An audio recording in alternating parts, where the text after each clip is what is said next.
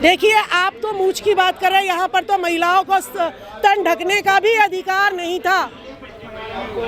आप सोचिए कि एक इंसान जब कपड़े का भी आविष्कार हो चुका है, उसके बावजूद भी वो तन नहीं ढक सकता।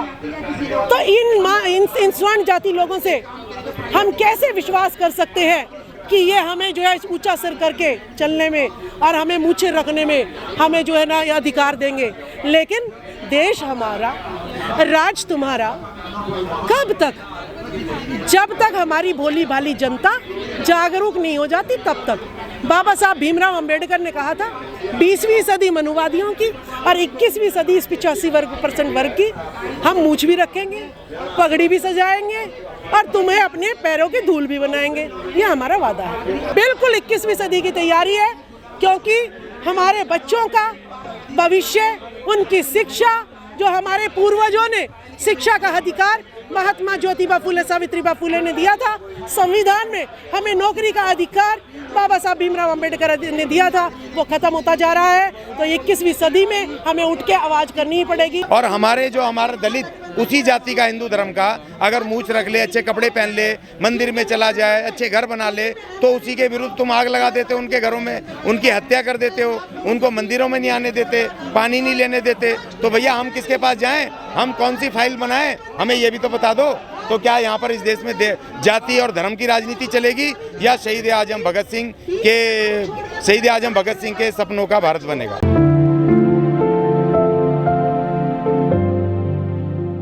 बहुजन समाज की लड़ाई लड़ने के लिए हम आज अपने पैरों पर खुद चलकर जंतर मंतर, जिसे संविधान का मंदिर कह दीजिएगा, यहाँ पर हम लोग भारतीय महागठबंधन तीसरा मोर्चा एकत्रित हुए हैं ताकि दलित, पिछड़ा, अल्पसंख्यक और शोषित महिलाओं को उनके हक अधिकारी दिला सके।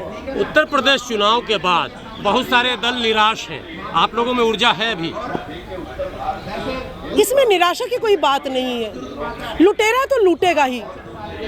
अगर कमेरा वर्ग काम करना छोड़ देगा तो देश का निर्माण कैसे होगा? तो हमें तो पता ही है कि जितनी भी बीजेपी, कांग्रेस, आम आदमी पार्टी, ये स्वर्णों की पार्टियां हैं जो अपने आप को स्वर्ण कहती है, जैसे तो उनके सोने के शरीर है। तो वो तो हमें शूद्र बना के अपनी हमसे सेवा लेना चाहती है। और उनके पास में आज जो है भय दिखाकर, भय, भूख, भ्रष्टाचार, ये 3 ऐसी चीजें हैं जिन्होंने देश को दोबारा से मनुवाद से लेके पूंजीवाद तक लाके खड़ा कर दिया। और हम दोबारा गुलाम जो है, संविधान हमारा मिटाने की साजिश चल रही है और दोबारा से गुलाम हमें बनाने की साजिश प्रक्रिया चल रही है। देखिए, काशीराम जी बहुत बड़ी लड़ाई लड़के गए थे।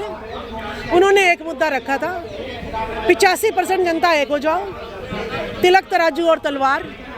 इस पे भरोसा ना करो, क्योंकि इन्होंने तुम्हें गुलाम बनाया था, तुम्हारे साथ शोषण किया था। देवदासी प्रथा हो, सती प्रथा हो, अशिक्षा हो, मानव को गुलाम बनाना हो, पानी का अधिकार नहीं था। और फिर भी हम लोग जो 22.5% बाबा साहब अम्बेडकर फिक्स करके गए थे कि SC ST के मंत्री बनाने ही बनाने हैं, MP MLA बनाने ही बनाने हैं, तो ये इनकी मजबूरी के कारण इन्हें MP MLA बनाने पड़ते हैं। लेकिन जहाँ इनकी मजबूरी नहीं है, वहाँ ये स्वर्ण जाति के जो है राज्यसभा में सांसद और लोकसभा में जो है अपना मंत्री बनाकर ये केंद्र मंत्री। समाज के बीच इन मुद्दों को रखेंगे आप लोग कि नहीं रखेंगे? देखिए, हिस्सेदारी मुद्दा है कि नहीं? देखिए, जब बाबू जगदेव प्रसाद जी ने कहा था पहली पीढ़ी गोली खाएगी, दूसरी पीढ़ी जेल जाएगी, तीसरी पीढ़ी राज करेगी, तो हमें तो हिस्सेदारी, जब तक हम अपने हक मांग रहे हैं, हम किसी का हक नहीं छीन रहे, हमें तो जो हमारे छीने हुए हक है उनके लिए लड़ाई लड़ रहे हैं। तो 100 में से 90% हक धन, जमीन, शासन प्रशासन पर हमारा है।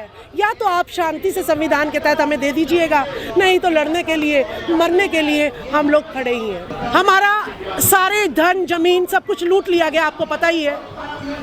तो आज हमारा जो लोग हैं आर्थिक रूप से संपन्न नहीं है, इनके पास पैसा है, या हमारे लोगों के हक SC ST OBC माइनॉरिटी का जितने भी स्कीम आते हैं उनके पैसे खाते हैं। सरकारी जितने भी ठेके होते हैं अपने लोगों को देते हैं। तो आर्थिक व्यवस्था 1% लोगों के हाथ में है।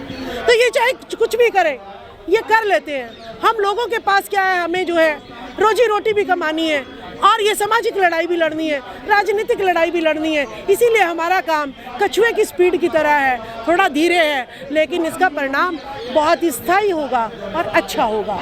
निजीकरण के विरुद्ध, और हम ये बढ़ता जो भ्रष्टाचार है और जो यहाँ पर सांप्रदायिकता फैलाई जा रही है, जो शहीद आजम भगत सिंह के बिल्कुल विचारों के उलट है, जो सांप्रदायिकता माहौल एक पिक्चर को लेकर के बनाई जा रही है, देश में हिंदू मुस्लिम और जाति धर्म की जो राजनीति की जा रही है, उसके विरुद्ध हम यह मेमोरेंडम देने आए हैं। और जिस तरह से निजीकरण के माध्यम से रोजगार खत्म किए जा रहे हैं, खास तौर पे जो हमारी ये आज मांग है निजीकरण के खिलाफ, जिससे कि रिजर्वेशन जा रहे हैं, सरकारी नौकरियां जा रही हैं, और जो भारत का जो भविष्य का जो अर्थव्यवस्था है जो खत्म होनी है, लालाओं की जेब में जा रही है, उसके विरुद्ध हमारी लड़ाई है। और ये जो नशाखोरी दिल्ली के अंदर जो नशे को डुबोए जा रहा है, ये जो नई नई पॉलिसी लाके शराब के ठेके निजी हाथों में दे करके, और पूरे जो 25 साल से 21 साल की उम्र कर दी है, नई जो ये नशे की शराब की नीति लाए, उसके विरुद्ध हमारी ये लड़ाई है और मांग है। देखिए, एक जाति की सच्चाई अगर आप कहते हो वो कश्मीरी पंडित हैं, ना तो कश्मीरी हिंदू कह रहे हैं वो आप अपने आप को, ना वो अपने आप को भारतीय कह रहे हैं, ना कश्मीरी कह रहे हैं। वो कश्मीरी पंडित एक जाति की वो है, और हम तो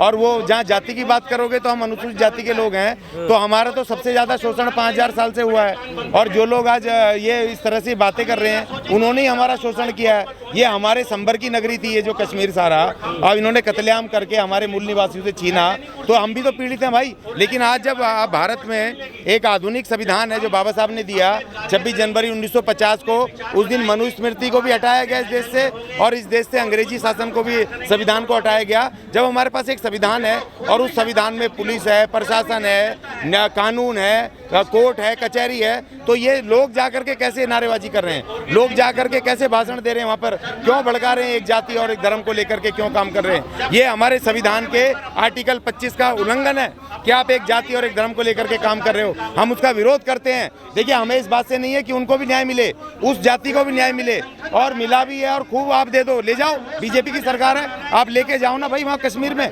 उनको दो उनके घर मकान। किसने रोका है? पुलिस आपके पास, फौज आपके पास, अर्धसैनिक बल आपके पास, सारी शक्ति आपके पास, तो ले जाओ कश्मीर में, किसने रोका है? लेकिन आप देश तोड़ने का काम हम नहीं करने देंगे। हम भी शपथ लेंगे, हम भी घर घर जाएंगे, इनको एक्सपोज करेंगे कि एक जाति के लिए सरकार है या पूरे देश के लिए है, ये बताना पड़ेगा। देखिए, अपराध इसीलिए नहीं हो रहा क्योंकि सरकारें जो हैं, ये तमाम सरकारें सांप्रदायिकता रूप से जाति और धर्म को लेकर काम कर रही हैं। ये भारत के संविधान को खत्म करना चाहते हैं और ये इस संविधान के विरुद्ध काम कर रहे हैं। इस वजह से वो मानसिक रूप से जातिवादी धार्मिक रूप है लोग हैं, इसलिए ये दलितों के खिलाफ अत्याचार कम नहीं हो। नहीं, देखो, बुरे तो होने ही है, क्योंकि जब जातिवादी लोग सत्ता में बैठेंगे इस देश में, प्रधानमंत्री कौन बना, पहला राष्ट्रपति कौन बना, और आज तक सबसे ज़्यादा कैबिनेट में कौन लोग रहे? जब जाति के आधार पर जब कैबिनेट बनेगी, जाति के आधार पर चुनाव लड़े जाएंगे, जाति के आधार पर कैंडिडेट तय होंगे, तो भैया जाति का उन्मूलन कैसे होगा? बाबा साहब ने भारत के संविधान में अनुच्छेद 17 जो उनमें कहा, उस समय 26 जनवरी 1950 को कहा, आज से छुआछूत का उन्मूलन किया जाता है। क्या हो गया? नहीं हुआ, क्योंकि उसके ऊपर कोई नया नीतियाँ कोई कुछ नहीं बनाया। देखिए, बाबा साहब ने कहा था जब पूना पैक्ट साइन किया, उन्होंने कहा था कि ये जो पूना पैक्ट संयुक्त चुनाव प्रणाली लागू हुई है, इससे इन पॉलिटिकल पार्टियों के जो ये मनुवादियों के नेतृत्व वाली राजनीतिक पार्टियां होंगी, इसमें जो SC ST के नुमाइंदे होंगे वो उन्हीं के लोग होंगे, अपने लोग नहीं होंगे। इसीलिए बाबा साहब ने दलितों को वोट का अधिकार दिया, SC ST OBC को, और उनको खूब सारी पार्टियां बनाने का अधिकार दिया, जिससे कि वो अपनी राजनीति खड़ी कर पाएँ और अपने आज़ाद शेर संसद विधानसभा में भेज करके अपनी आवाज़ उठाएं। देखिए, जो आयोग की बात कर रहे हैं, हमने मांग की है कि जो अनुसूचित जाति आयोग और SC ST आयोग दोनों अलग अलग हैं, वो उनका SC ST लोग खुद चुने, उसका इलेक्शन होना चाहिए। क्योंकि अभी तक होता है जिस पार्टी की सरकार होती है वही चेयरमैन मनोनीत करता है, चेयरमैन और सदस्य मनोनीत करता है। तो जब जिस पार्टी के खिलाफ लड़ाई है, जिस सत्ता के खिलाफ लड़ाई है, उसी के लोग बैठेंगे, तो कैसे उनके खिलाफ बोलेंगे?